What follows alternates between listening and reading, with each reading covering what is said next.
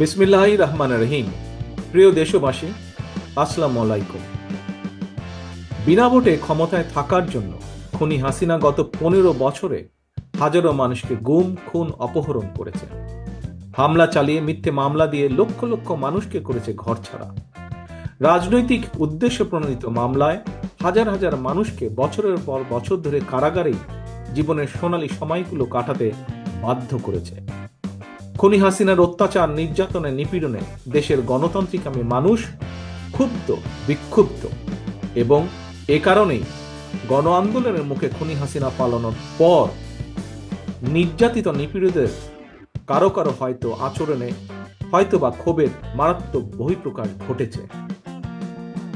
প্রিয় দেশবাসী, গণহত্যাকারী খুনি হাসিনা পদত্যাগ করে পালানোর পর আমি তাৎক্ষণিকভাবে দেওয়া একটি বক্তব্যে সবার কাছে আহ্বান জানিয়ে বলেছিলাম, বিজয়ের কাছে পরাজিতরা নিরাপদ থাকলে বিজয়ের আনন্দ মহিমান্বিত হয়।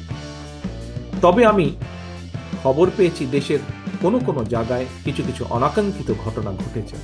এ প্রসঙ্গে আমি আবারও আপনাদের কাছে বিনীত আহ্বান রেখে বলতে চাই, ধর্মীয় কিংবা রাজনৈতিক কারণে কোনো ব্যক্তি বা গোষ্ঠীর প্রতি প্রতিশোধ কিংবা প্রতিহিংসা পরায়ণ হবেন না। বিশেষ করে সংখ্যালঘু জনগোষ্ঠী কোনোভাবেই যেন হেনস্থার শিকার না হন, সেটি নিশ্চিত করা আপনার আমাদের সবার দায়িত্ব। কোন ধর্মীয় উপাসনালয় ক্ষোভের বহিঃপ্রকাশ ঘটাবেন না। খুনি হাসিনা তার দলীয় এবং ব্যক্তি স্বার্থে রাষ্ট্র এবং সমাজে মানুষে মানুষে ঘৃণা, হিংসা, বিভেদ ছড়িয়েছে। তবে আমার বক্তব্য স্পষ্ট, কাউকে সংখ্যালঘু হিসাবে বিবেচনা করার প্রয়োজন নেই।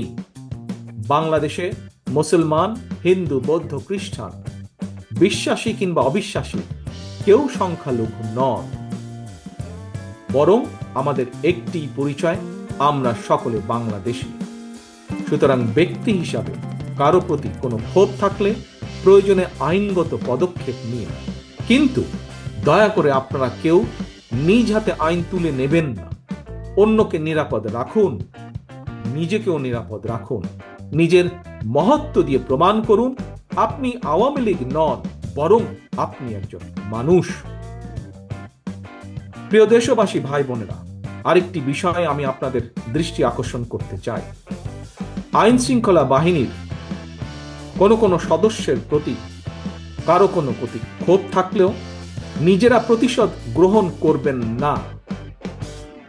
আইন শৃঙ্খলা বাহিনী কিংবা জনপ্রশাসনের কেউ অন্যায় করে থাকলে রাষ্ট্রের প্রচলিত আইন অনুযায়ী তাদের বিরুদ্ধে ব্যবস্থা গ্রহণ করা হবে।